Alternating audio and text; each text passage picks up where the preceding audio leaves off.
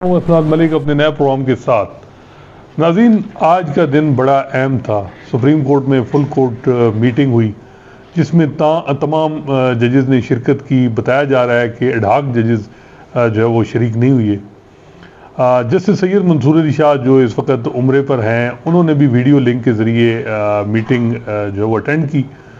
जो एलामिया जारी हुआ उससे आपको अंदाज़ा होता है कि क्या इस वक्त चल रहा है और क्या जो है वो जो मौजूदा चीफ जस्टिस और नए चीफ जस्टिस याहिया अफरीदी उनका क्या एजेंडा है। जस्टिस याहिया अफरीदी जो है वो उनके हवाले से यही था कि वो एक जो अमूमन चीफ जस्टिस होते हैं जिनका एक पॉलिटिकल एजेंडा होता है, इनका कोई पॉलिटिकल एजेंडा नहीं है।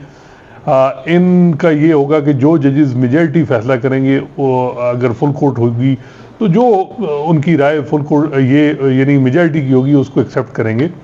ये इस तरह नहीं करेंगे कि मैनिपुलेट करें राय को और अपना कोई एक ग्रुप कोर बना के और उस तरह तरीके से सुप्रीम कोर्ट चलाएं। माजी में हम देखते रहे कि साकिब निसार ने भी हम ख्याल जजेस के साथ सुप्रीम कोर्ट चलाई, उमर अता बंदियाल साहब ने भी हम ख्याल जजेस के साथ चलाई, और काजी फैसल साहब ने भी आखिरी दिनों में जब उन्होंने देखना था कि 26वीं आईनी तरमीम के लिए राह हमवार करनी थी तो उन्होंने 3-4 जो है वो हम ख्याल जजेस चुने और उनके ज़रिए ही केसेस की फ़ैसले किए और आपने देखा कि 26वीं तरमीम का राह हमवार हुई। आज की जो फुल कोर्ट की मीटिंग है उसमें इत्तलात ये है कि कोई डिस्कशन नहीं हुई आइनी तरमीम पे और आर्डीनेंस के जो आर्डीनेंस जिसके ज़रिए प्रैक्टिस एंड प्रोसीजर एक्ट जो है वो में तरमीम लाई गई और कमेटी में कहा गया कि चीफ जस्टिस अपना एक जज भी अपॉइंट कर सकता है। और आपने देखा होगा कि अब जो प्रैक्टिस एंड प्रोसीजर एक्ट के तहत जो कमेटी है उसमें जस्टिस याहिया अफरीदी ने जस्टिस मंसूर अली शाह और जस्टिस मुनीब अख्तर को ही शामिल किया। 26वीं आईनी तरमीम जिससे कि बहुत से लोगों का ख्याल है और मेरा ख्याल है बात ठीक भी है कि इसने सीलियंट फीचर जो है वो उसको इफेक्ट किया है और इंडिपेंडेंस ऑफ जुडिशरी एक सीलियंट फीचर है और इंडिपेंडेंस ऑफ जुडिशरी को अगर कोई आईनी तरमीम भी इफेक्ट करती है तो सुप्रीम कोर्ट की पाकिस्तान में जो जूरिस्प्रूडेंस है वो ये है कि आईनी तरमीम को स्ट्राइक डाउन भी हो सकती है। और काजी फैसल साहब तो वो पाकिस्तान के चंद जजेस में से थे जिन्होंने आईनी तरमीम भी स्ट्राइक डाउन की थी 2015-16 में। तो खैर आर्डीनेंस पे बात नहीं हुई जो हमें इत्तलात मिली है, ना उस पर हुई कॉन्स्टिट्यूशन अमेंडमेंट पे। एक तो बताया जा रहा है कि जजेस पहले मीटिंग रूम में थे, वहाँ बैठे चाय पी, सूप, कुछ लोग कह रहे हैं सूप पिया, उसके बाद जो है वो दूसरे ऑफिशियल्स को बुला लिया गया, रजिस्ट्रार को, और भी ऑफिशियल मौजूद थे। उनकी मौजूदगी में जो है मीटिंग जो स्टार्ट हुई उसमें सिर्फ 1 पॉइंट एजेंडा था, वो ये था कि केस मैनेजमेंट जो डिस्पोजल है उसको ख़त्म करना। अभी इस वक्त जो पेंडेंसी है वो हाई लेवल पे इस वक्त आप कह सकते हैं कि 59,000 केसेस, बल्कि 59,000 से ज़्यादा केसेस जो है वो सुप्रीम कोर्ट में पेंडिंग है और इन पेंडेंसी को कैसे ख़ात्मा किया जाए इसका। और आपने ये भी देखा होगा कि 26वीं आईनी तरमीम जो आई थी उसमें जो हुकूमत ने उस वक्त जो वजह बताई वो यही बताई कि जी पेंडेंसी बहुत ज़्यादा है, जजेस जो हैं वो पोलिटिकल केसेस करते हैं, पेंडेंसी की तरफ तवज्जो नहीं देते। तो अब ये मैसेज इन जजेस ने जो एलामिया में भी देखा कि जी सिर्फ हमने अब पेंडेंसी का खात्मा करना है, इस पे फोकस है। और उस पे जो केस मैनेजमेंट प्लान जो जस्टिस मंसूर अली शाह ने 2023 में दिया, और हैरानगी की बात है कि काजी फैसल साहब के दौर में भी वो अमल दरामद उस पर नहीं हुआ। इतलात ये थी कि केस मैनेजमेंट प्लान पे 2 जजेस की ड्यूटी थी, एक जस्टिस मंसूर अली शाह पे थी और जस्टिस मुनीब अख्तर, और जिस दोनों में इत्तेफाक नहीं हुआ उस वक्त। और जस्टिस मंसूर अली शाह ने अपना जो प्लान था ये दे दिया था काजी फैसल साहब को, लेकिन उन्होंने उस पर इम्प्लीमेंट नहीं किया था। और उन्होंने इसका जिक्र भी किया था जब नया अदालती साल शुरू हुआ था इस दफ़ा, तो उसने कहा था कि जी case management plan Mansoor Ali Shah sahab ने दिया है, लेकिन वो दूसरे जो मेंबर थे कमेटी के उन्होंने इत्तेफाक नहीं किया, तो इस वजह से उन्होंने भी फिर नहीं, हालांकि वो फुल कोर्ट मीटिंग बुला सकते थे। काजी फैसल साहब एक क्रेडिट लेते हैं कि 2023 में जब वो आए तो उन्होंने फुल कोर्ट मीटिंग बुलाई, लेकिन उसके बाद उन्होंने फुल कोर्ट मीटिंग एक जब 6 जजेस के ख़त का मामला था उसमें उन्होंने यानी मजबूरन बुलानी पड़ी वो 2 दिन मीटिंग, लेकिन जो केस मैनेजमेंट के हवाले से उन्होंने फिर कोई मीटिंग नहीं बुलाई। लाइव स्ट्रीमिंग जो है उस हवाले से जो रूल्स मरतब होने थे, कमेटी ने उन सिफारिशात दी थी उनको इंडोर्स करना था फुल कोर्ट, वो भी मीटिंग नहीं बुलाई उन्होंने।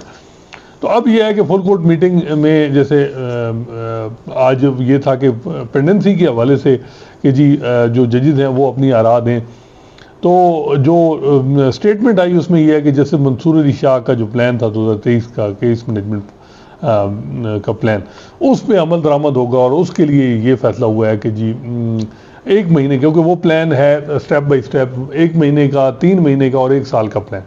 तो 1 महीने का प्लान जो है वो अब जो है वो इन्फोर्स होगा और वो उस पर यानी 1 महीने बाद 2 दिसंबर को फिर मीटिंग होगी। और जैसे मंसूर अली शाह साहब का उस जो स्टेटमेंट में अगर देखें तो 3 दफ़ा जिक्र है, तो उससे ये भी पैगाम है कि हम सुप्रीम कोर्ट के जजेस यूनाइट हैं और जैसे मंसूर अली शाह की जो प्रोमिनेंट उनकी शख्सियत, उनको अहमियत दी जा रही है, वो भी आपने देखी होगी। और इससे पहले आपने देखा प्रैक्टिस एंड प्रोसीजर एक्ट में भी उनको डाला गया as a member, senior police जज, और अब भी। और दूसरी तरफ हुकूमत जो है वो एक प्लान, और उनके लोग जो हैं वो ये कह रहे हैं कि जी सीनियरिटी जो है वो जस्टिस याहिया अफरीदी के बाद से शुरू हो, और दूसरा वो ये कहते हैं कि जैसे मंसूर अली शाह जो है वो कुछ लोग जो है वो सोशल मीडिया पे अब इस चीज़ को प्रोपगेट, एक मुनज़्ज़म किस्म की कैंपेन चल रही है कि जी जैसे मंसूर अली शाह और जैसे मुनीब अख्तर रिज़ाइन करें क्योंकि वो तो सुपरसीड हो गए। हालांकि मैं समझता हूँ कि 90s में भी यही वाक़या इस तरह का ही हुआ था। जैसे सज्जाद अली शाह को जब बेनज़ीर भुट्टो की गवर्नमेंट ने उनको चीफ जस्टिस बनाया था तो वो सीनियरिटी में 3रे नंबर पे, उनसे ऊपर जस्टिस साद सऊद जान थे और जस्टिस अजमल मियाँ थे, वो काम करते रहे। और बताया जाता है कि 2-3 साल बाद सज्जाद अली शाह जब उनको असद अली केस में वो फारिग हुए और फिर उसके बाद जस्टिस अजमल मियाँ जो है वो चीफ जस्टिस बने।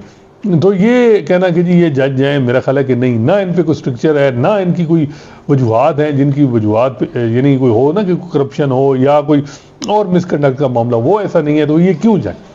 तो ये प्लान जो था अब इससे बड़ा वादे हो गया कि हुकूमत का प्लान वो काफ़ी हद तक जो है वो नाकाम हुआ। फ्रस्ट्रेशन भी है कि भाई ये 2 जजेस अगर रिज़ाइन कर देते कि जी ये सुपरसीड हुए, तो उन्होंने तो रिज़ाइन नहीं किया, बल्कि बज़ाहिर इस इलामिया से वादे है कि जी वो जो है वो जो सुप्रीम कोर्ट में जैसे मंसूर अली शाह की जो इम्पोर्टेंस है वो बड़ी ज़्यादा है और वो आगे भी ज़्यादा होगी।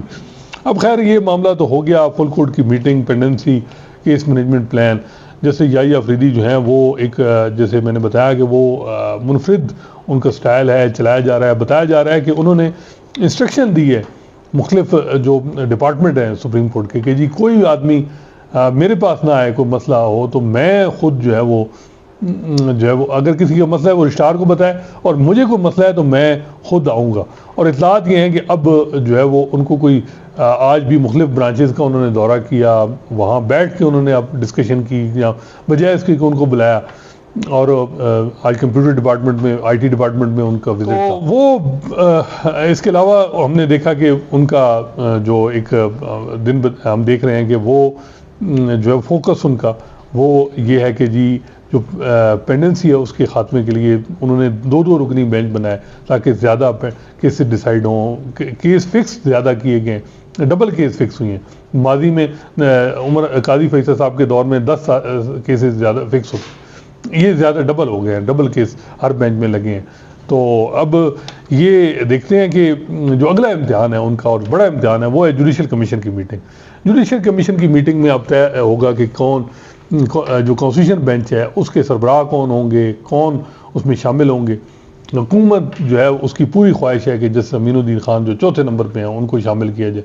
3 जजेस जो हैं, जिस तरह चीफ जस्टिस बनने के लिए 2 को सुपरसीड किया गया, कॉन्स्टिट्यूशन बेंचेस के लिए भी जो है वो यही उनको इग्नोर करने की कोशिश है। पाकिस्तान बार काउंसिल का वोट बड़ा इंपॉर्टेंट है, वो हुकूमत के साथ जाएगा, तो 6 वोट हुकूमत के साथ हैं, 1 वोट उनको चाहिए और वो अपनी मर्जी का बेंच बना के कॉन्स्टिट्यूशन बेंच और वो बना सकते हैं और उसमें वो जजेस, सीनियर जजेस को इग्नोर भी कर सकते हैं। जैसे याहिया अफरीदी, हालांकि असूलन मैं समझता हूँ कि चीफ जस्टिस जो है वो ही कॉन्स्टिट्यूशन बेंच को हेड करे, लेकिन उनके लिए जो राना सनाउल्लाह साहब ने कल कहा कि वो जी एक गैर मुतनाज़ा शख्सियत है, वो ना है। तो हुकूमत जब गैर मुतनाज़ा और मुतनाज़ा जजेस से हट के वो कौन से किस किस्म के जजेस और क्या वो काम कराना चाह रहे हैं और वो कहते हैं जी वो ना है, और ये एक फोरम शॉपिंग है। मेरा ख्याल है कि इस पर बड़ा यानी तनकीद भी होगी। लेकिन जो ये सब कुछ हो गया 26वीं आईनी तरमीम और ये अब लिंक अप है एक बड़े एक बड़े यानी आप कह सकते हैं मैटर से, और वो कल का दिन जैसे है वो बहुत इम्पोर्टेंट है। क्यों इम्पोर्टेंट है कि सुप्रीम कोर्ट बार का जो इलेक्शन है वो कल मुनक़िद हो रहा है उसमें आप देखते हैं कि कौन सा ग्रुप जो है वो किस ग्रुप की जीत होगी। एक ग्रुप जो है वो इंडिपेंडेंट ग्रुप, वो 26वीं आईनी तरमीम को सपोर्ट कर रहा है। दूसरा ग्रुप प्रोफेशनल ग्रुप, उसके जो रिप्रेजेंटेटिव हैं मुख्तलिफ बार के, उन्होंने चैलेंज किए 26वीं आईनी तरमीम।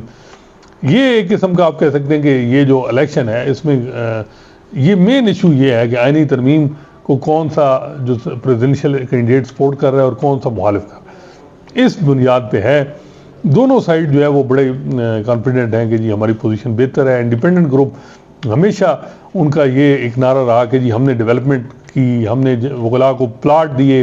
इस दफ़ा DHA के साथ उन्होंने मुआहदा करके जो वो डेवलपमेंट वर्क शुरू कर दिया, जो वकला की कॉलोनी बन रही है।